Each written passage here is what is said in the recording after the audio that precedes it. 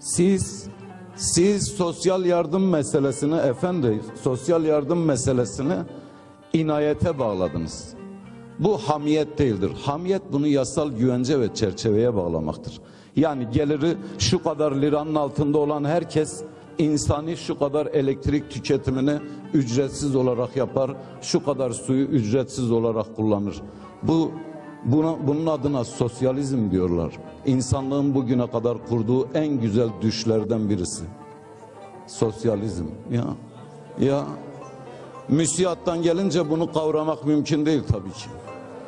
Şimdi bu askerimizin parasını, bana laf atarken dikkatli olun. Bakın, ben çok seviyeli bir üslup tutturmaya gayret ediyorum. Raydan çıkartmayın. Şu bardağı da şuradan alın.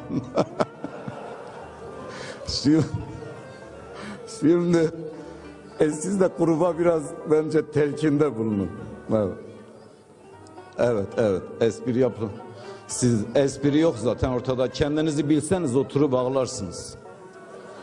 Sayın Önder, lütfen genel kurula hitap edin. Karşılıklı konuşmayın lütfen. SEDAŞ'ın gariban işçileri bu askerin elektrik borcunu kapatıp ondan sonra gelen taziyeleri kabul etmek zorunda kalmışlar. Bu fotoğraf bu ülkedeki savaşı en iyi anlatan fotoğraftır arkadaşlar. Yoksul çocuklarını, bilmedikleri, sebebi olmadıkları, dahillerinin olmadığı, istense, yeterli gayret sarf edilse, şu meclis, ben meclisim, yahu ülkemde bu kadar kan gölü, bir inisiyatif de ben koyayım dese, şurada 3 genel başkandan ibaret değil, ben de şahsi bir adamım, buradaki en mütevazi vekilin arkasında 40-50 bin seçmenin oyu var, işte geldik gidiyoruz, bir devreye girelim, Allah için, insanlık için bir feraset, bir akıl, ortak akıl devreye sokalım diye düşünseydi, ölmeyecek olan gençlerden birinin küçük bir hikayesi. Şimdi devlet ne yaptı? Devlet yeni bir güvenlik konseptine itibar etti. Mimarları da aramızda. Bu da Türkiye'deki savcılığın geleneksel hastalığı olan enstrümantalizm ile malul bir anlayış. Yani eldeki belgeye, bilgiye, istihbarata lüzumundan ve gereğinden fazla önem atfetmek. Kim kiminle konuşuyor biliyoruz. O öyleyse tamam, biz bu meseleyi çözeriz. Kim kime neyi demiş farkındayız. Peki mesela merak ediyorum, hiç şunu düşünüyor musunuz? Bu AK Parti iktidarı %50'yi nasıl aldı? %50 bu iktidara nasıl sağlandı? Bu güvenlik enstrümanı, yani bunun üzerine bina edilen politika birazcık şöyle gelişti. Milliyetçi Hareket Partisi'ne büyük bir operasyon yapıldı. Cumhuriyet Halk Partisi'ne de hakeza. Cumhuriyet Halk Partisi'nin başına gelen genel başkanın aidiyeti geleneksel muhafazakar kitleye öyle bir sunuldu ki, bakın aman Allah korusun Aleviler geliyor diye. Diğer partinin elinden milliyetçilik silahı olduğu gibi alındı. Bu böyle olunca çok basit bir matematik denklem. Gelip BDP'ye oy verecek halleri de olmadığı için bu seçmen AK Parti'de ağırlıklı olarak toplandı. Bunu yapan AK Parti değil arkadaşlar.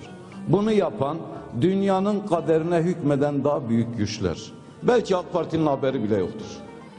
Şimdi bu %50 dinlerseniz anlayacaksınız. Bugüne kadar dünyanın patronu İran, Lübnan, Suriye versus İsrail denkleminin, yani bu tahterevallinin artık dünyaya nizamat vermeye muktedir olmadığını gördü. Siz bu denklem üzerine keşke biraz kafa yormuş olsaydınız. Bunlara dediler ki siz birer adım geri çekileceksiniz. Sayın Recep Tayyip Erdoğan ve Sayın Davutoğlu ikilisi de birer adım öne çıkacak. Orta Doğu'da 300 milyon kredi kartı kullanmayan insan var. alışveriş merkezlerine gitmeyen insan var. Ve dünyadaki fonlar artık dağlar gibi. Bunu satacak yer lazım. Bunu satmanın en etkili yolu insanları tüketici yapmak. Burada da böyle bir potansiyel var. Onun için yeni dünya konsepti artık bunlarla savaşmaktan çok bunları sistemin içine çekme telaşında. Bunun için de siz Allah bilir bizim Afgan ordusunda bağbanlık yaptığımızı da düşünüyordursunuz. Onun için bunları Türk askerini Amerikalının dediği gibi sizin tek ihraç malınız var ordunuzdur dedi. Türk askerini Orta Doğu'daki emperyalist çıkarların bir enstrümanı olarak, bir boynuzu olarak kullanma projesidir bu. AK Parti bunun farkında bile değildir belki. Ama resme biraz daha geri çekilip baktığımızda olan biten bundan ibarettir. Yoksa bu tutarsızlıkları açıklamanın başkaca bir yolu yoktur. Şimdi peki niye bu güçler Kürtleri kurban ettiler? Sizin bilip bilmeden tekrarladığınız bir söz var. Paralel devlet kurmak istiyorlar. KCK dediğiniz proje bir paralel devlet projesidir. Bunu duyunca da neuzubillah sanki böyle bir ateşe basmış gibi aslında doğru söylüyorlar. Yani bu teşhis yanlış değil. Paralel bir sistem desek tam yerine oturacak. Fakat bu sistem bakın Kürtlerden federasyonu isteyen Kürdü devlet töreniyle karşılayıp Türk bayrağının önünde Kur'an-ı Kerim hediye etti bu devlet. Çok önemlidir. Onu Diyarbakır'da karşılamaya bir KCK operasyonunda tutuklananların yarısı kadar adam gitmedi. Şimdi o arkadaşımız federasyonu savunuyordu. Bağımsızlığı savunanlar var. Devlet bunlara hiçbir şey demiyor.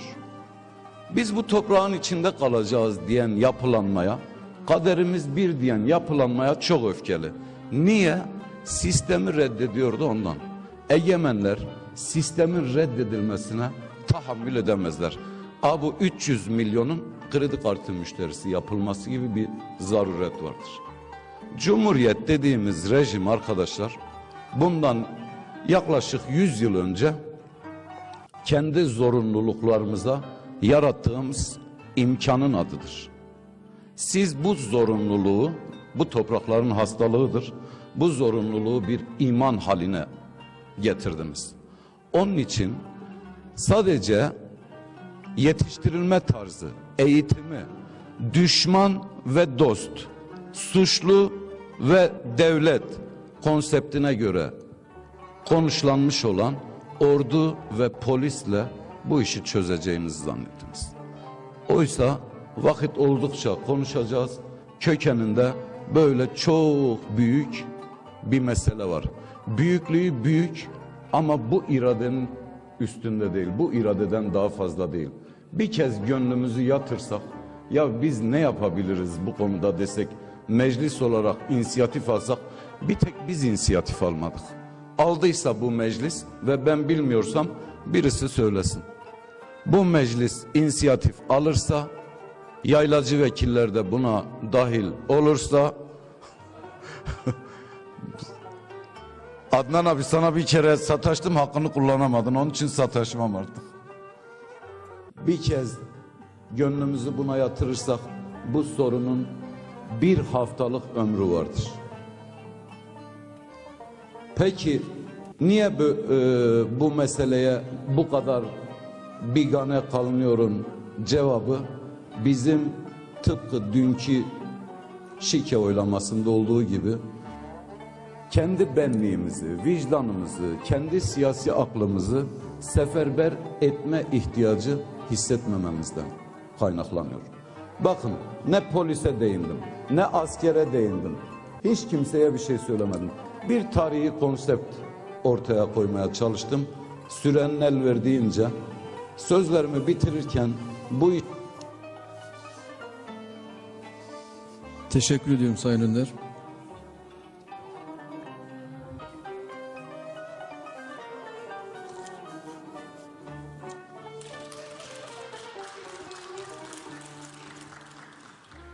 AK Parti grubu